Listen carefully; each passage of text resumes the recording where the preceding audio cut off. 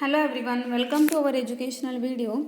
Today we are going to discuss about bioinorganic chemistry and its introductory part. So what exactly bioinorganic chemistry is?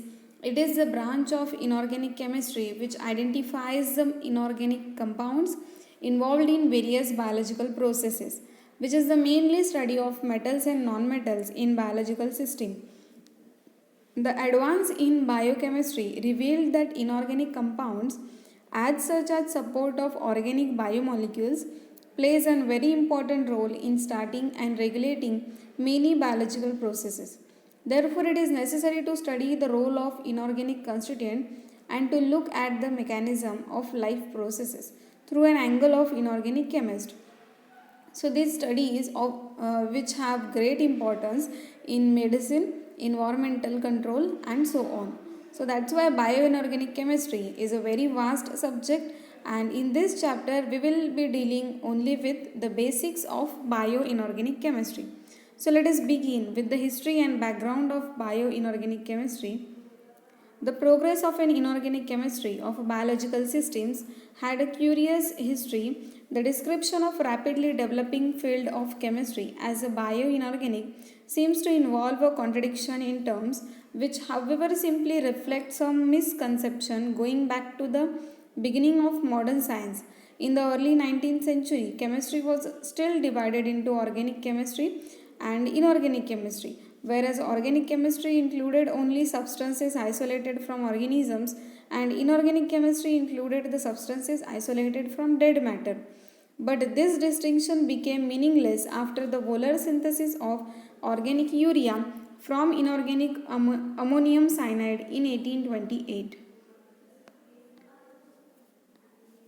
Nowadays, organic chemistry is defined as the chemistry of hydrocarbons and their derivatives with the possible inclusion of certain non-metallic heteroelements like nitrogen, oxygen and sulfur regardless of the origin of the material.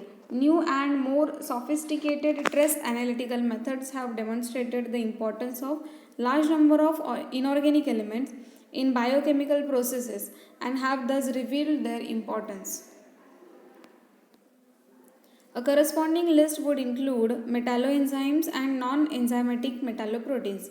So metalloenzymes contains 40% of known enzymes, especially oxidoreductase, that is iron, copper, manganese, molybdenum, nickel, vanadium, and hydrolysis, for example, peptidases and phosphatase of zinc, magnesium, calcium, and iron. Non-enzymatic metalloproteins belongs to the hemoglobin, which is the constituent of iron.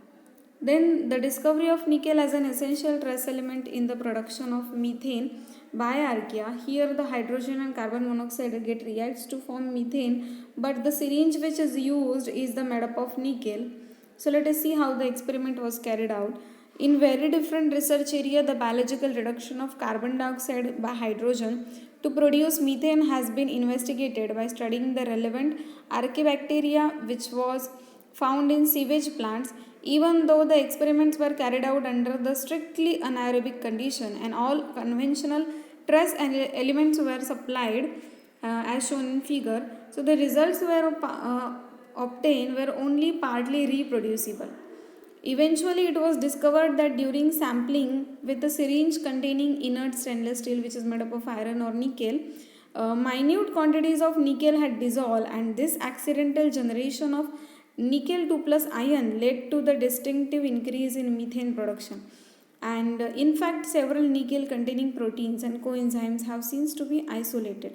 So this shows the bioinorganic chemistry or scope of bioinorganic chemistry, how the nickel 2 plus ions were produced and helped to form generation of methane.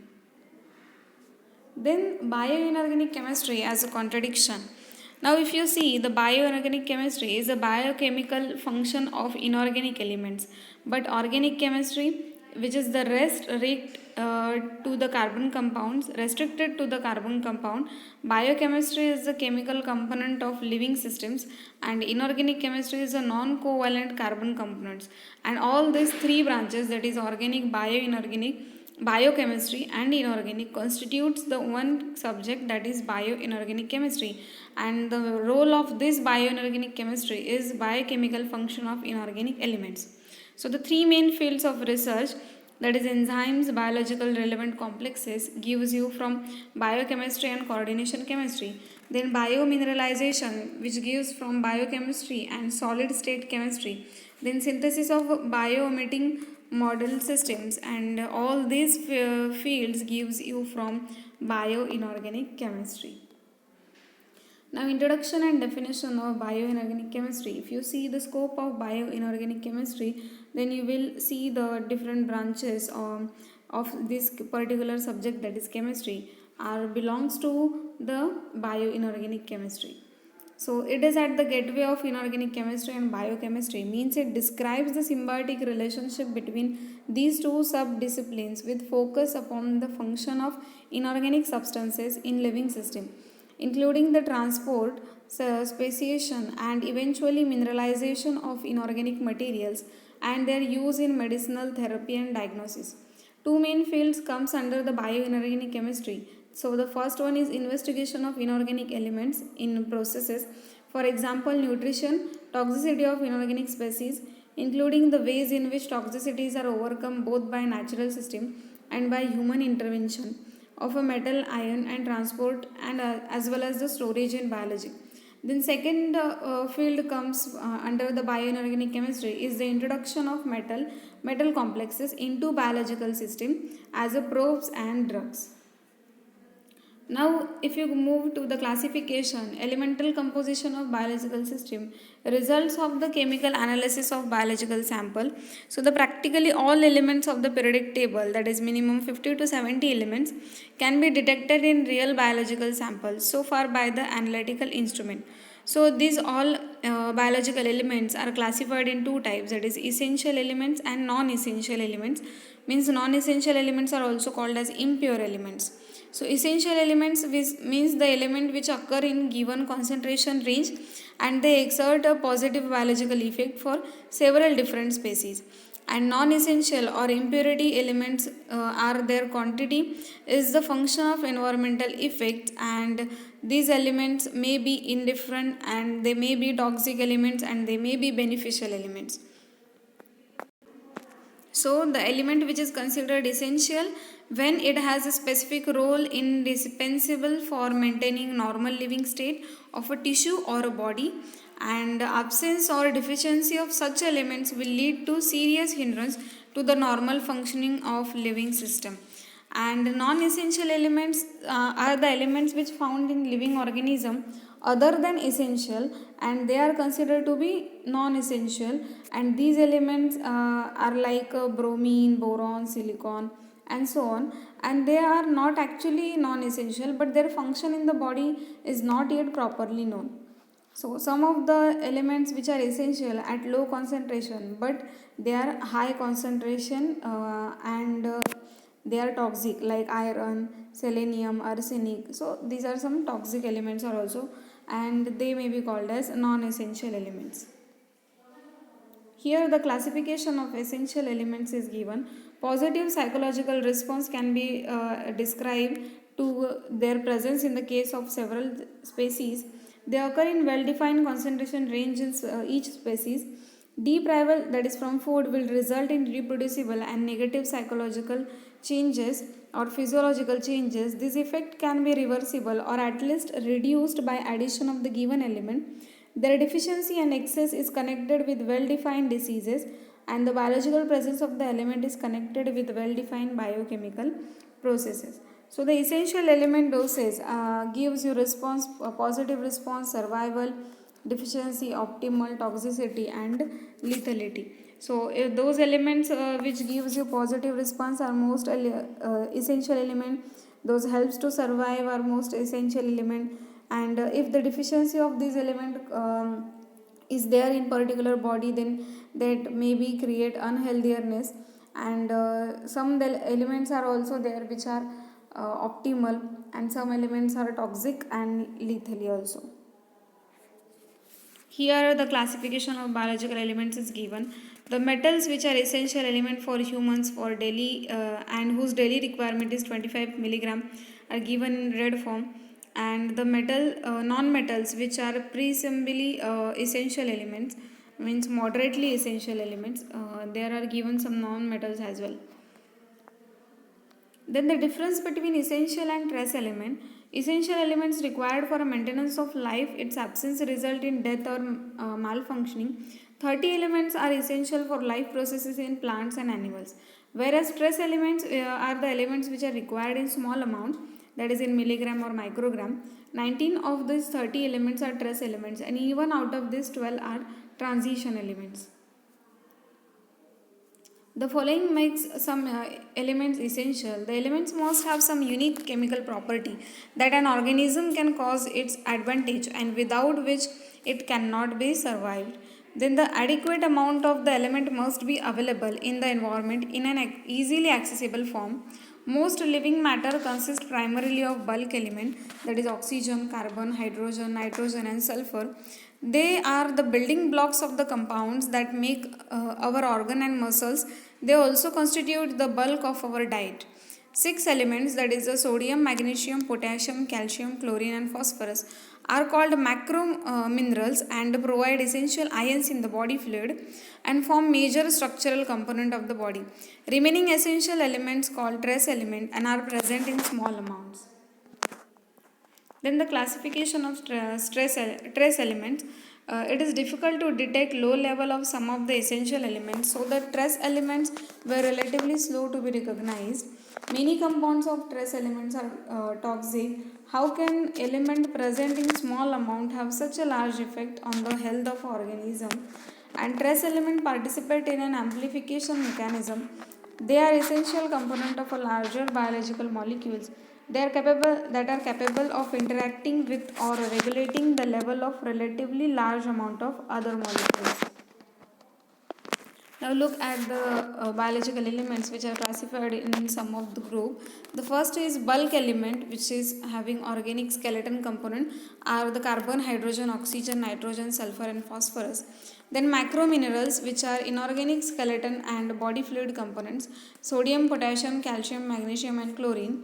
Then here there are no trace elements are given. Then main group elements are selenium, silicon, strontium, fluorine, iodine. Transition metal which are essential to our body are iron, zinc, which are some toxic elements: iron, zinc, copper, manganese, cobalt, nickel, vanadium, chromium, molybdenum. Then some non-essential or impurity elements which are beneficial non-essential elements are boron, titanium, tungsten, arsenic, cadmium, lead. And some toxic non-essential elements are mercury, cadmium, lead, titanium, arsenic, platinum metals, beryllium and barium. So these are some non-essential elements. So mainly the elements which are required for our body are those bulk and macro minerals. Now the evolution of biological roles for essential metals. Why have certain elements been selected for use in biological system? So the reason behind is their abundance, their basic fitness and the evolutionary adaptation. So the abundance shows that availability of these particular elements in our earth crust or ocean, and basic fitness means the intrinsic chemical suitability, and evolutionary adaptation means to realize a critically required specificity. So the lighter elements are more abundant in general and therefore utilized more. Therefore 3D metals rather than 4D are used as a catalytic centers in metalloenzymes. Now, why has molybdenum, that is 4D, rather than chromium 3D been utilized for more biologically? So, although molybdenum is rare in the Earth's crust, molybdenum is the most abundant transition metal in the seawater, as MoO4 has fairly high solubility in water. Better correlation exists between the abundance of element in human body and seawater than between the human body and the Earth's crust. The taken as evidence for the ocean as a site of evolution of life. So despite the high abundance of silicon, aluminium and titanium, the second, third and 10th most abundant element on the earth, why they are not much utilized biologically? So the reason behind is because of the insolubility of their naturally occurring oxides, that is silicon oxide, aluminum oxide, titanium oxide, under physiological conditions. A lower oxidation state is unavailable for Si, A2 and Al, A2 and A3 and UN2 stable, and for titanium in an anaerobic environment, and is readily oxidized to titanium 4 at pH 7. So this is the reason why all these three elements, that is silicon, aluminum and titanium, are not much utilized biologically. Now the factors influencing the acquisition of metal ions by biological system. So the major obstacles preventing the acquisition of metal ions are: first one, bioavailability. This term implies more than just incidence of an element on earth and include its prevalence in an environment where life is found. For example, zinc sulfide minerals are very common in biosphere, but in this form zinc is not very usable. The presence of chemical competitors that impedes the acquisition of desired nutrient also reduce the bioavailability. For example, molybdenum being most abundant metal ion in ocean present in the form of oxyanion molybdate, a species that highly soluble and amenable for uptake. It is very similar to sulfate and phosphate oxyanions. Competition from these other oxyanions may seriously hinder the ability to transport molybdenate into the cell. Then the second factor influencing the acquisition of metal ion is uptake mechanism. Cellular membrane are effectively permeability barriers that blocks passive diffusion of charged metal ions. Therefore, there is a need of transporter molecules which are embedded in a cellular membranes. Now the third factor is the target delivery. The critical problem is the delivery of metal ions to their ultimate target is transport within the cytoplasm or the space between membranes. Cytoplasm is full of natural metal ions chelators such as soluble proteins, peptides, glutathione, and organic metabolite like citrate, which may impede the ability of metalloproteins to acquire their metal cofactor by acting as competitive chelator. For example, copper, specific soluble transfer protein called copper chaperones, facilitate the safe transfer of copper from plasma membrane to copper containing proteins. Similar protein for ion transport is transferrin. And the fourth factor which is influencing the acquisition of metal ion is storage mechanism. So the level of particular metal ion available to organism in its diet or environment can change drastically over the time. Storage mechanism also provides a mean by which excess metal ions can be detoxified. For example, excess Fe and copper can generate reactive oxygen species that damage DNA, lipids, and proteins. Since metal ions are both essential and toxic, a delicate balance or homeostasis must be maintained. This is generally regulated by sensors that governs the activity of transporter, storage molecules, and detoxifying enzymes. Now look at the general transport or storage problems. Charged ions must pass through the hydrophobic membrane. Neutral gases, that is oxygen and carbon dioxide, and low charge density ions, that is anions, can move directly through the membrane.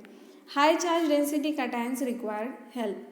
Then once inside the cell, metal ions must be transported to the location of their use, then released and stored for later. Release from ligand is often not trivial and storage requires additional molecules. So this is the general problem which is faced for transportation or storage of the ions.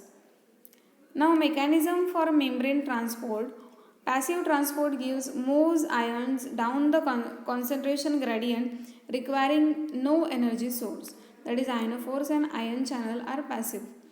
Then active transport. This moves ions against the concentration gradient and requiring energy from ATP hydrolysis. So the ion pumps are active transport.